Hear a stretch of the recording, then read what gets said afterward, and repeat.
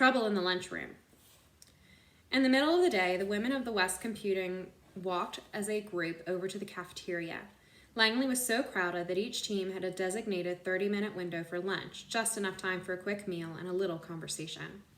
Most groups sat together out of habit. For Dorothy and the West Computers, segregated seating was required. The women of West Computing were the only black women professionals of the laboratory, not exactly excluded, but not quite included either. A white cardboard sign on a table in the back of the cafeteria said Colored Computers in crisply stenciled black letters.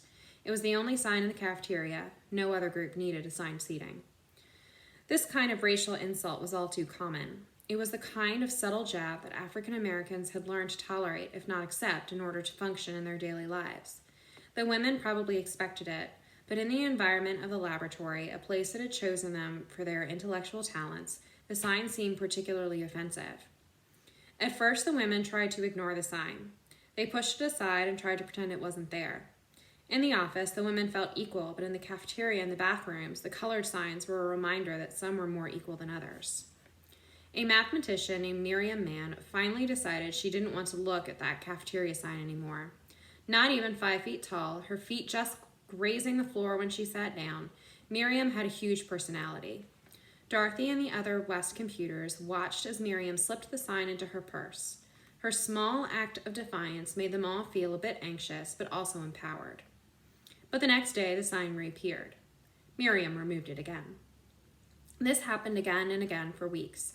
Sometimes the sign disappeared for a few days or a week, sometimes longer, but each time it was eventually replaced with an identical twin. As the sign drama played itself out in the Langley cafeteria, an important civil rights case was playing out in the courts.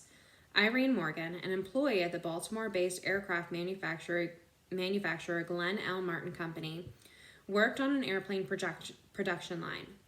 In the summer of 1944, Morgan traveled on the Greyhound bus to her hometown in Gloucester County, Virginia, next door to Hampton. On the return trip, she was arrested because she refused to move to the back of the bus. The NAACP Legal Defense Fund defended Morgan, and in 1946, the U.S. Supreme Court ruled in Morgan v. Virginia that segregation on interstate buses was illegal. What were the women at the West Computing doing making such a fuss about a sign in the cafeteria? Outside Langley, serious civil rights battles were being fought on the streets and in the courts. "They are going to fire you over that sign, Miriam," her husband said. But being black in America was a never-ending series of decisions about when to fight and when to let things go. "Then they're just going to have to do it," Miriam said.